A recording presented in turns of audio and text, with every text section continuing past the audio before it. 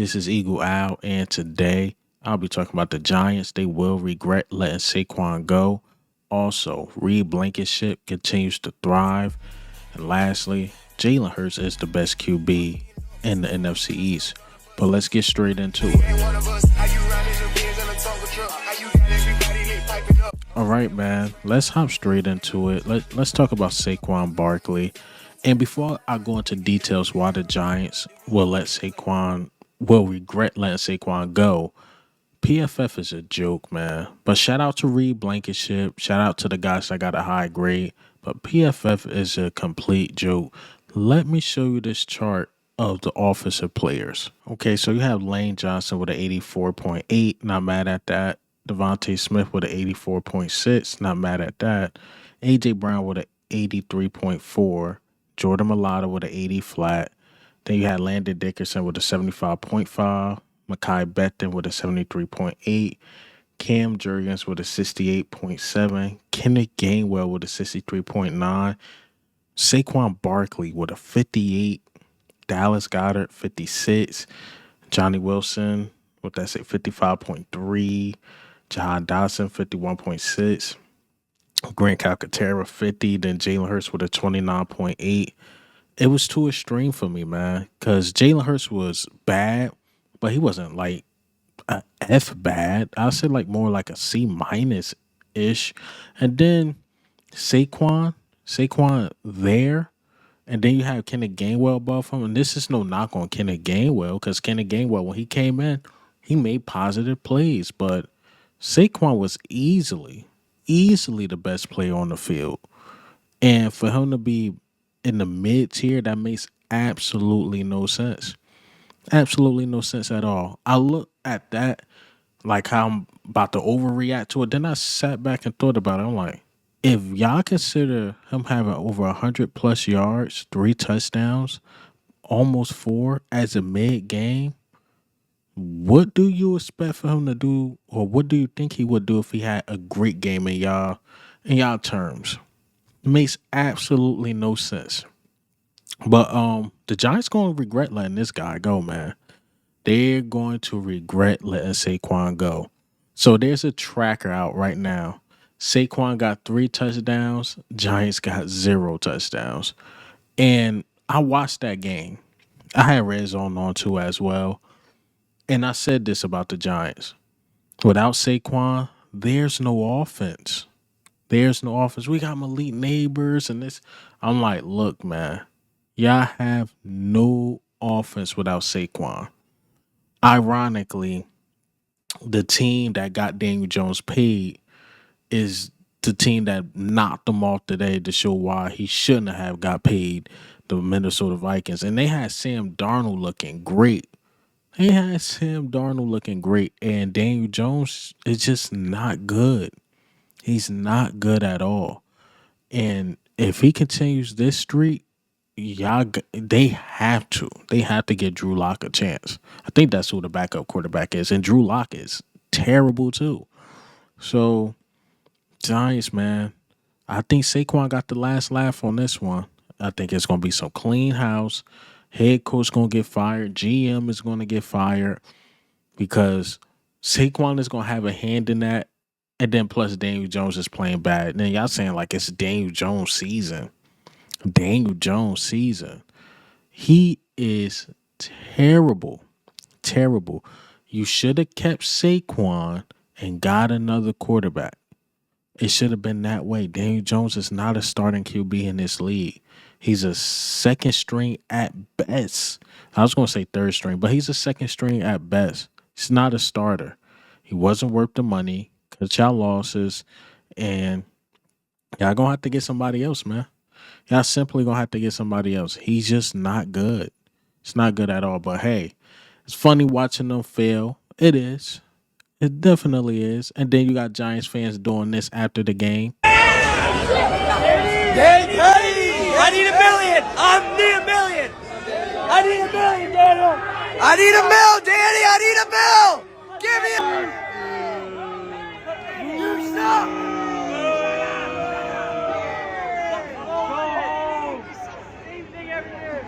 Heckling him. See him? They're like, can we borrow a mill, this and that? You suck. Yeah, man, Daniel Jones, it's gonna be a rough season for you because they says your season. They let Saquon go. They gave you a legit wide receiver. I like Malik Neighbors. I like Neighbors a lot, but that quarterback, man, he is sorry. He is buns, buns. But Saquon, yes, he definitely get the last laugh. But while we on the topic of quarterbacks, this troll on Twitter tried to argue with me, and we was talking about quarterbacks. He kept mentioning the Cardinals for some reason or for whatever reason. I'm like, bro, I honestly don't even care about the Cardinals, bro. Like, it just is what it is. They lost. I don't care about them.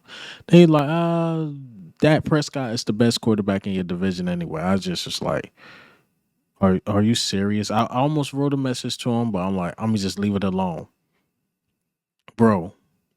Look at the games: the Cowboys game, Giants game, and the Commanders game. Name me a quarterback that threw over 200 yards in the NFC East. Jaden Daniels? No, he did not. Dak Prescott? No, he did not throw over 200 yards after getting paid today. Or yesterday, I should say. He did not throw over 200 yards. Jalen Hurts got 278 easy. Them 100 yards, whatever they got, Daniel Jones and these dudes, it was a struggle. It was a struggle. Jalen Hurts got 278 easy with mistakes, with bad snaps. With all that being said, he still got over 200 plus yards, 250 plus yards. These dudes couldn't touch 200 yards. 200. And I'm sorry about the Cowboys talk. They doing the same thing as last year, dominating easy teams. They did what they were supposed to do to the Browns. Deshaun Watson is completely shot. He's done. He is done. That boy is washed, cleaners, done. That's what they were supposed to do. Jaden Daniels not ready. He looked more like a running back, a speedy running back, than a quarterback. Daniel Jones, not it. Jalen Hurts is clearly the best quarterback in this division. No ifs, ands, or buts about it. Yes, I'm still going to have my critiques about Jalen Hurts because I look way past the NFC East. I want him to be mentioned with the Patrick Mahomes and stuff like that. That's why I'm overly critical of Jalen Hurts from time to time. But to say Dak Prescott after you seen that performance, no way you think he's better than Jalen Hurts. No way.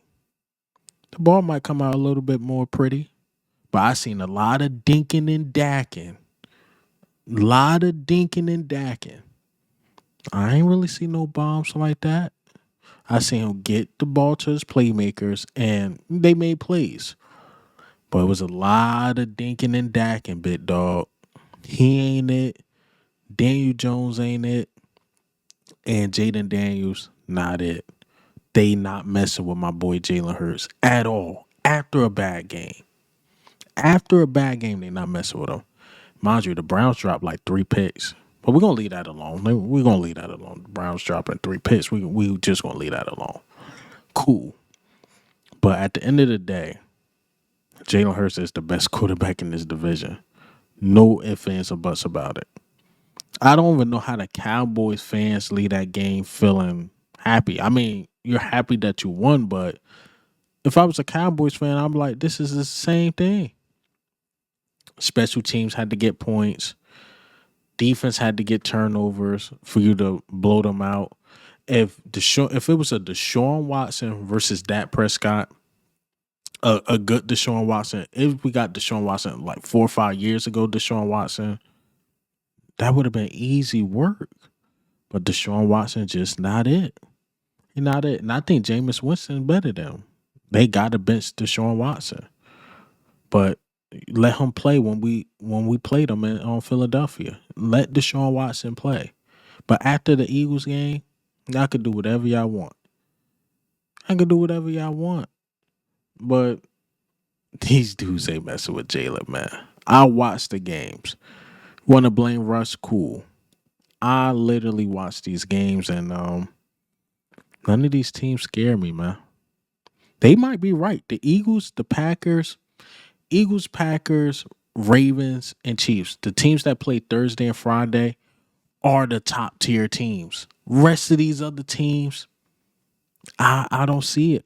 I don't see it, man. Cowboys, I don't see it. Who else in the NFC? I thought the Falcons was gonna be a match. Yo, no, they not it.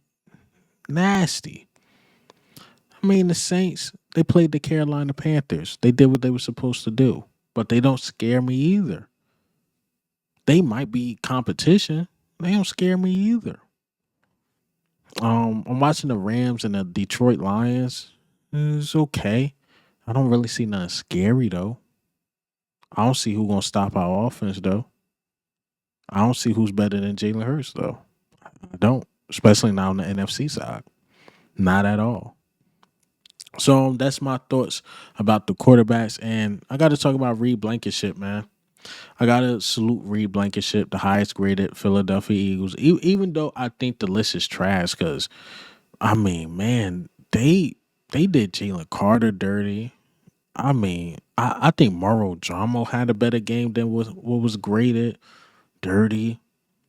But Reed balled out. I mean, what, targeted 3 times, only allowed 5 yards, interception.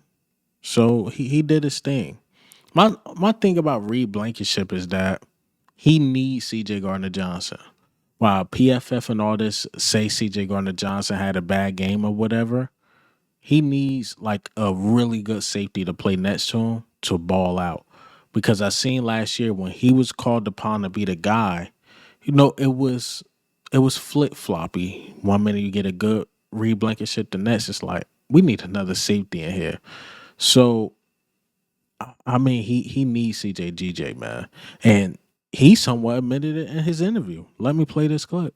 Blankenship, you obviously had a big play in this game. Tell me what went into making that play. Were you reading him? Yeah, I read the quarterback, but at the end of the day, everybody's doing what they're supposed to do. CD, if you go back and look at it, CD played a really good route on the backside and took him off of it. And I was there to slow play the seam route, and it went our way. So I'm very, very happy for him, very happy for me, and it was a team effort at the end of the day. Overall, how do you think the defense did here in Week 1 under Vic Fangio? I think we did pretty good. Yeah, we had some sloppy series here and there, but we're a team. Especially in the locker room, we came together. On the sideline, we come together. It doesn't matter what happens, we're always together, and that's the main thing. You got to play as a team, you got to play as a brotherhood, so that's what we're really doing. What was the mentality the first 2 turnovers by the offense? You held them to field goals, and then you did it again. All 3 times the Eagles turned it over, you guys held them to field goals. Hey, put the ball down. Hey, sudden change, we need to own that. And in my eyes, that's the biggest play for us as a defense, because if we shut them out or holding them 3, that's huge. That's a momentum play. So we did our job. We got the offense's back. They got our back. So at the end of the day, we got a dub. So final question for you, the plane ride home, going home from Brazil, how was the experience here? It was phenomenal. There was stuff said here and there before we came, but it's a beautiful country with beautiful people. And, I'm glad of what the NFL's doing, just trying to expand everything. So maybe we get to come back soon enough. So thank you very much. You see how he broke down the interception, like how, CJ Gardner Johnson played the part of it. Even Zach Bond played the part of it. So I think Reed really thrives of being, this is no disrespect, but he thrives of being the second fiddle. And that's fine with me. If he could thrive in that and CJ stay healthy, I'm cool with it. We're going to get this Reed Blankenship. I'm definitely cool with it. And I could say Reed definitely developed too. Week 1, he looked really good. He looked better than last year. I still don't think he's the best safety. I know a lot of people going with that narrative. I think he just thrives just having CJ there. He thrives. But that's all I got for you guys today. But hey, man, what do you think and how do you feel? Jalen Hurts, is he the best quarterback in the NFC East? I say absolutely. Reed Blankenship, Saquon Barkley. But this is Eagle Owl, man. I'm up.